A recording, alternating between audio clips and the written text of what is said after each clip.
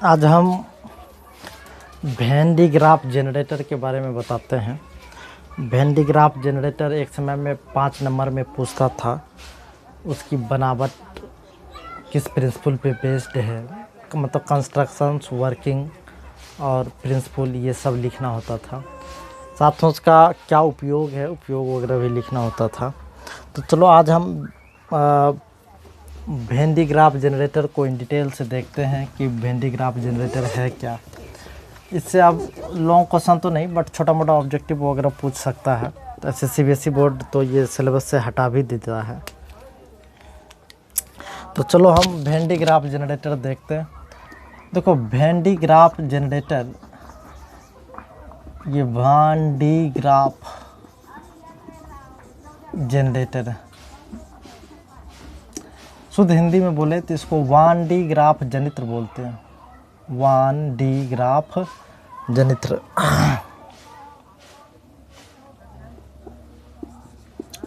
When de Graaff जनित्र, ये Van de Graaff जनित्र क्या है, या वेन डी ग्राफ। देखो, वेन डी ग्राफ जनरेटर ये एक ऐसा विद्युतीय युक्ति है जिसमें लगभग 10 लाख वोल्ट तक विभवांतर उत्पन्न किया जा सकता। मतलब ये क्या लिखेंगे, it is an electrical device which is use to generate the potential difference a few million volt. ये फ्यू मिलियन वोल्ट यानी लगभग 10 लाख वोल्ट तक, ये 10 लाख मतलब 10 पर पावर 6, 1 2 3 4 5 6, तो ये 10 पर पावर 6 वोल्ट तक ये पोटेंशियल डिफरेंस जनरेट कर सकता है, ये वेन डी ग्राफ जनरेटर। अच्छा, वेन डी ग्राफ ये नाम है, एक प्रोफेसर थे professor RJ. When de Graaff. देखो, इसी professor RJ. When de graph के नाम पर इस जनरेटर का नाम वेन डी ग्राफ जनरेटर पड़ा।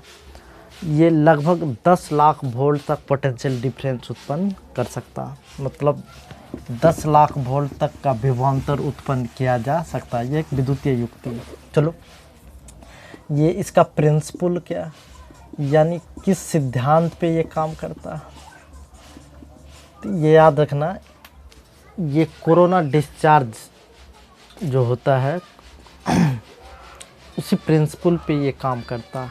अब ये कोरोना डिस्चार्ज होता क्या, ये किस प्रिंसिपल पे काम करता है, ये किस सिद्धांत करता है, तो याद रखना, शार्प एज के अबाउट।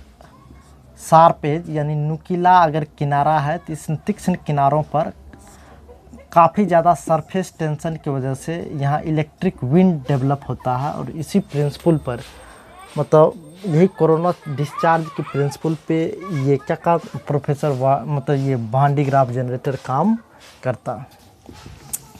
तो प्रिंसिपल पूछेगा तो प्रिंसिपल कहेंगे शार्प एज के अबाउट, काफ़ी ज़्यादा हाई टेंशन की वजह से या हाई वोल्टेज डेवलप करने पे इलेक्ट्रिक विंड डेवलप होता है। और इसी इलेक्ट्रिक विंड से, मतलब शार्प एज के अबाउट जो इलेक्ट्रिक विंड डेवलप कराते हैं कोरोना डिस्चार्ज की वजह से, पॉइंटेड इंड होने की वजह से काफ़ी ज़्यादा चार्ज वगैरह आ जाता, तो वहाँ एक इलेक्ट्रिक विंड ओपन होता। तो इसी प्रिंसिपल पे ये हम लोग वेन डी ग्राफ जनरेटर काम करता है। तो चलो, इसका कंस्ट्रक्शंस हम लोग देखते हैं कि कंस्ट्रक्शंस क्या है। तो कंस्ट्रक्शंस यानी बनावट, कंस्ट्रक्शन यानी बनावट। बनावट क्या, तो बनावट के लिए हम लोग देखते हैं, ये मान लो कोई एक बेस है, इस बेस पे इंसुलेटेड कॉलम लगाते हैं। ये इंसुलेटेड कॉलम बहुत ही लंबा होता है, लगभग 10 मीटर के साइज का ये हो सकता है। 10 मीटर अप्रॉक्स 10 मीटर लंबा ये इंसुलेटेड कॉलम होता है, यानी विद्युत रोधी खंभा है ये, ठीक। इस विद्युत रोधी खंभे के ऊपर एक सेमी एस्फेयर या एक स्फेरिकल मेटल होता है, स्फेरिकल मेटल होता है, जिस स्फेरिकल मेटल को औंध दिया जाता है, और इस बीच में 2 पुल्ली होता है। इसको मोटर के सहारे रोटेट किया जाता है, और इस पे प्लास्टिक या लेदर का बेल्ट होता है। प्लास्टिक या लेदर का बेल्ट होता है, जिसको किसी मोटर के सहारे हम लोग रोटेट करते रहते हैं। एक पुल्ली का नाम P1 और दूसरे पुल्ली का नाम P2 रखते हैं। इस पुल्ली के अबाउट जो एक कॉम्ब होता है, एक कंघी नुमा स्ट्रक्चर होता है जो शार्प एज डेवलप करता है। इसको काफ़ी हाई टेंशन सोर्स से हम लोग जोड़ देते हैं। हाई टेंशन सोर्स मतलब काफ़ी ज़्यादा हाई वोल्टेज वाले सोर्स से हम लोग क्या करते हैं, इसको जोड़ देते हैं। देखो, हाई टेंशन सोर्स से जोड़ देने पे होता क्या है कि यहाँ जो शार्प एज है, इस शार्प एज के अबाउट इलेक्ट्रिक चार्ज डेवलप होता है, और काफ़ी ज़्यादा टेंशन होने की वजह से मतलब इलेक्ट्रिक चार्ज यहाँ स्पार्क होने लगता है, डिस्चार्ज होने लगता है। यहाँ इलेक्ट्रिक विंड एक तरीके से डेवलप होता है हाई टेंशन की वजह से। तो इसी को कोरोना डिस्चार्ज वगैरह भी कहते हैं। तो इसी कोरोना डिस्चार्ज होता क्या, कोरोना डिस्चार्ज में कोई भी चार्ज वगैरह मतलब शार्प एज के अबाउट हाई टेंशन होने की वजह से यहाँ इलेक्ट्रिक विंड ऑटोमेटिक डेवलप होता जाता है।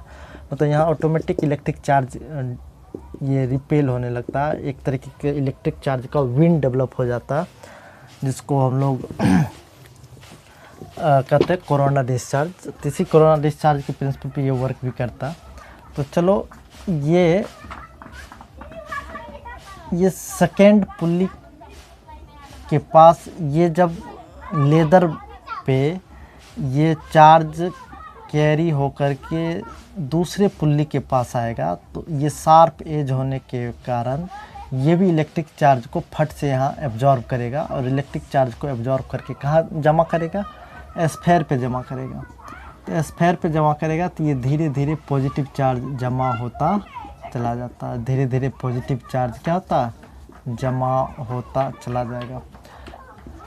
ये देखो, हाई टेंशन सोर्स से जोड़े होने के कारण यहाँ इलेक्ट्रिक विंड डेवलप होता है, और ये प्लास्टिक या लेदर का जो बेल्ट मोटर के सहारे रोटेट किया जाता है, तो ये चार्ज ऑटोमेटिक यहाँ तक आता है।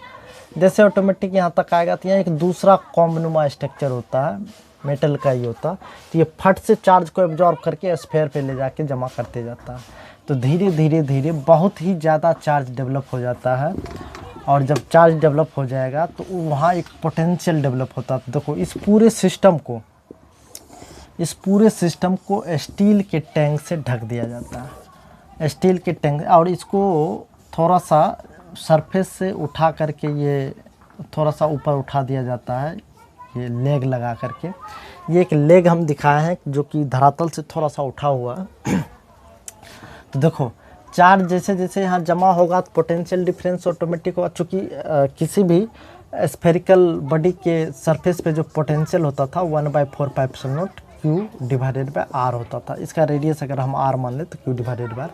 एक समय ऐसा आएगा कि चार्ज इस पर बहुत ज़्यादा जमा हो जाएगा, तो बहुत ज़्यादा जमा हो जाएगा तो पोटेंशियल डिफरेंस मैक्सिमम ऑब्टेंड होगा। कई बार पूछता है कब मैक्सिमम पोटेंशियल ऑब्टेंड होगा बताओ, तो हम लोग याद रखेंगे यहाँ से जब इलेक्ट्रिक चार्ज जितना दे रहे हैं, ये इलेक्ट्रिक चार्ज जब तक इस पे फुल्ली जमा ना हो जाए, अच्छा कब तक जमा होता जाएगा, तो याद रखना कि इलेक्ट्रिक चार्ज जितना हम सप्लाई कर रहे हैं और यहाँ डिस्चार्ज भी होगा। चूँकि होता क्या कि ये चार्ज जमा होते होते एक समय ऐसा आता है कि इसके अंदर का जो मटेरियल है, इसके अंदर का जो मीडियम है, उस मीडियम का डाइलेक्ट्रिक स्ट्रेंथ ब्रेक कर जाता है, तो ये इलेक्ट्रिक डिस्चार्ज होने लगता है। मतलब यहाँ से ऑटोमेटिक चार्ज जो है बाहर जाने लगता है। तो इलेक्ट्रिक डिस्चार्ज जितना होता है, अगर उसके बराबर इलेक्ट्रिक सप्लाई हम कर देते हैं तो उस टाइम इस स्फेयर पे मैक्सिमम चार्ज होता है, और जिस समय मैक्सिमम चार्ज आएगा उसी समय मैक्सिमम पोटेंशियल डिफरेंस क्रिएट होता।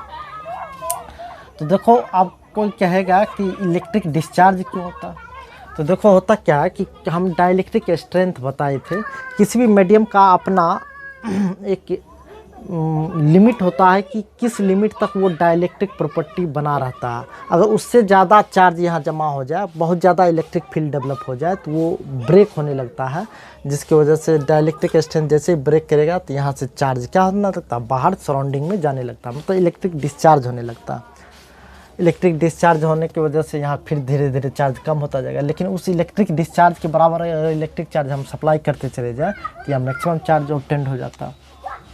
एक चीज़ और, इसके अंदर ना हम लोग मीथेन गैस डाल देते हैं या नाइट्रोजन का गैस डाल देते हैं। तो कोई पूछेगा मीथेन या नाइट्रोजन गैस क्यों डालते हैं, तो हम बता दें वही जो इलेक्ट्रिक डिस्चार्ज हो रहा था, यहाँ चार्ज काफ़ी ज़्यादा जमा होने की वजह से जो सराउंडिंग में चार्ज चला जा रहा था, तो उसी इलेक्ट्रिक डिस्चार्ज को रोकने के लिए एक ऐसे मीडियम को डालना होता है जिसका डाइलेक्ट्रिक स्ट्रेंथ ज़्यादा हो। तो हम लोग प्रायः इसमें नाइट्रोजन या मीथेन गैस को डाल देते हैं, क्योंकि उसका जो डाइलेक्ट्रिक स्ट्रेंथ है एयर के कंपैरिजन में काफ़ी ज़्यादा है, जिसकी वजह से यहाँ काफ़ी ज़्यादा हद तक चार्ज स्टोर होता रहेगा। तो जितना ज़्यादा चार्ज स्टोर होगा उतना ज़्यादा मैक्सिमम पोटेंशियल डिफरेंस जनरेट होगा। तो यही है, इसी प्रिंसिपल पे ये काम करता है। यहाँ एक डिस्चार्ज ट्यूब बना दिया जाता है, जो बचा खुचा चार्ज इस पे बच जाता है तो वो चार्ज को बाहर निकाल के भेज दिया जाता है, ताकि इसमें शॉर्ट वाट नहीं लगे या चार्ज इस सरफेस पे ना जाए। तो यहाँ एक इलेक्ट्रिक डिस्चार्ज बना दिया जाता। तो मोटा मोटी यही कंस्ट्रक्शंस है जिसको हम लोग पढ़ते हैं। तो कंस्ट्रक्शंस में जब कहीं भी कहेगा लिखें, कंस्ट्रक्शन पे 2-4 वर्ड लिखना भी पड़ता, तो कुछ नहीं, इसमें 2 पुल्ली होता है, दोनों पुल्ली को हम किसी प्लास्टिक या लेदर के बेल्ट से कनेक्ट किए होते हैं, इसको मोटर के सहारे रोटेट किया जाता है। इस इंसुलेटेड कॉलम के ऊपर एक स्फेरिकल मेटलिक बॉक्स होता है, और यहाँ एक कॉम्ब 1 और एक कॉम्ब 2 हम लोग लगाते हैं। कॉम्ब 1 पे इलेक्ट्रिक चार्ज जनरेट करते हैं हम लोग, हाई टेंशन सोर्स से जोड़ने की वजह से यहाँ इलेक्ट्रिक विंड डेवलप होता है, और यही इलेक्ट्रिक विंड का जो इलेक्ट्रिक चार्ज है पुल्ली P1 से P2 की तरफ जाता है, जो कॉम्ब C2 और इसको एब्जॉर्ब कर करके या कलेक्ट कर करके ये स्फेयर पे जमा करते जाता है। तो एक समय मैक्सिमम चार्ज इस पे जमा हो जाता है, तो स्फेयर पे मैक्सिमम चार्ज जमा हो जाएगा, तो ये मैक्सिमम पोटेंशियल डिफरेंस जनरेट करता है। देखो इसका डिमेरिट भी है इस जनरेटर का। इस जनरेटर का डिमेरिट ये है कि ये बहुत बड़ा लार्ज इन साइज होता है, जिसकी वजह से इसको एक जगह से दूसरी जगह ले जाने में हमको परेशानी होता है, और काफ़ी ज़्यादा हाई पोटेंशियल डिफरेंस जनरेट करने की वजह से ये ख़तरनाक भी होता है, जिससे इसमें मतलब काफ़ी ख़तरनाक हो जाता है, तो इसमें दुर्घटना होने का भी चांसेस रहता है।